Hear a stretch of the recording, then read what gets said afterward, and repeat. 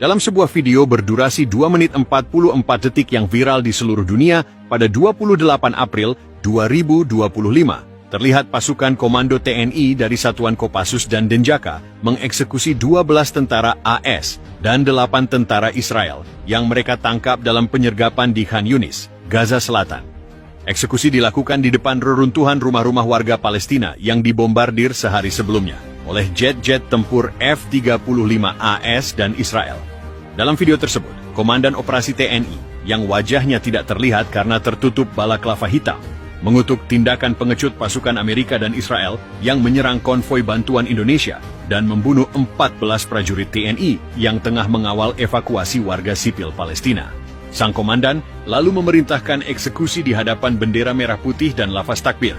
Presiden Indonesia dalam pidatonya 2 hari setelah kejadian menyatakan, TNI tidak memulai konflik ini, tapi jika darah prajurit kami tumpah, kami akan balas 7 kali lipat.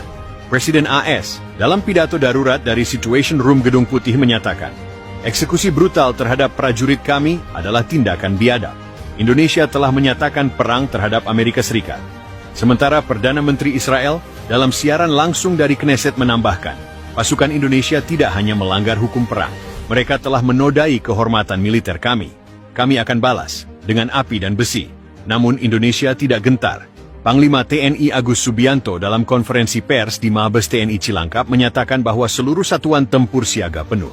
Jika AS dan Israel ingin menjadikan Indonesia ladang balas dendam, maka mereka akan melawan bukan hanya tentara, tapi 270 juta rakyat yang siap bertempur. TNI telah mengerahkan armada tempur laut dan udara ke pangkalan-pangkalan strategis di Natuna, Papua, dan Aceh. Komando Gabungan Khusus, Kogabsus, juga dikabarkan telah diberangkatkan kembali ke wilayah-wilayah sensitif di Timur Tengah, terutama di Lebanon Selatan dan jalur Gaza. Sumber intelijen mengungkap bahwa Pentagon tengah mempersiapkan Operation Iron Hammer, rencana pembalasan udara skala besar terhadap basis-basis TNI di Gaza. Pasukan elit Navy SEAL dan IDF Sayeret Matkal dikabarkan telah tiba diam-diam di wilayah Yordania dan Bahrain, bersiap menyusup ke Gaza maupun Indonesia. Namun TNI melalui satuan sibernya berhasil membocorkan dokumen internal AS dan Israel yang menunjukkan target-target serangan awal. Indonesia kini membangun pertahanan berlapis, mengaktifkan rudal pertahanan udara jarak jauh, dan melakukan simulasi penyerangan balik ke pangkalan militer AS di Gaza. Konflik ini kini tidak lagi sekadar soal Gaza. Ini tentang kehormatan, dendam, dan ketegangan global yang bisa memantik Perang Dunia Ketiga. Indonesia bersumpah tidak akan tunduk, sementara AS dan Israel ingin menunjukkan dominasi.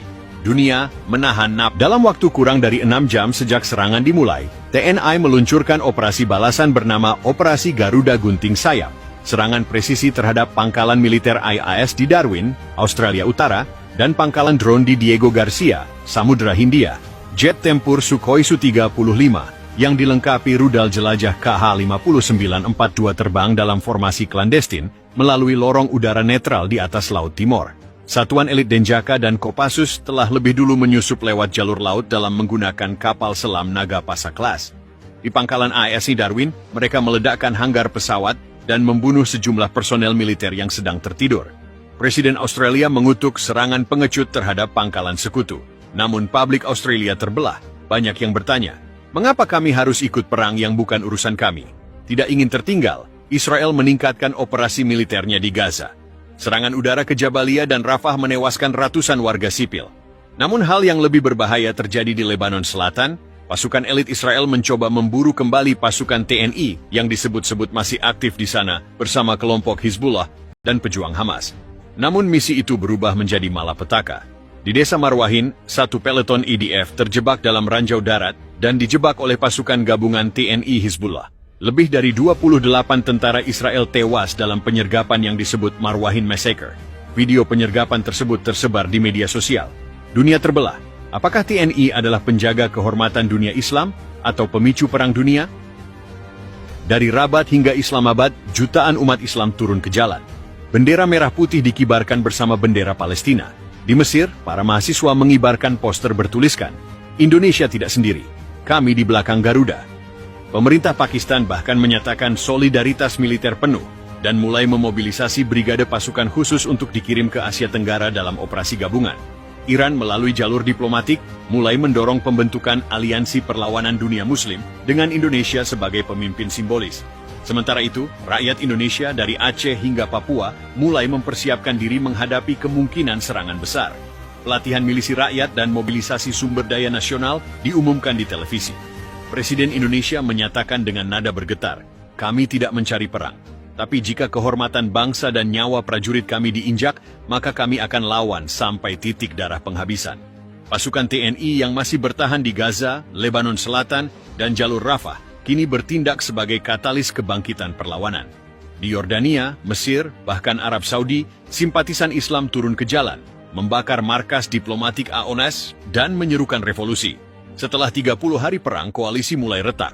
Australia mundur, Inggris ditekan oleh rakyatnya, Israel menghadapi kekacauan internal. Amerika Serikat yang mengira perang akan selesai dalam seminggu, kini terjebak dalam rawa panjang yang menguras moral dan kekuatan.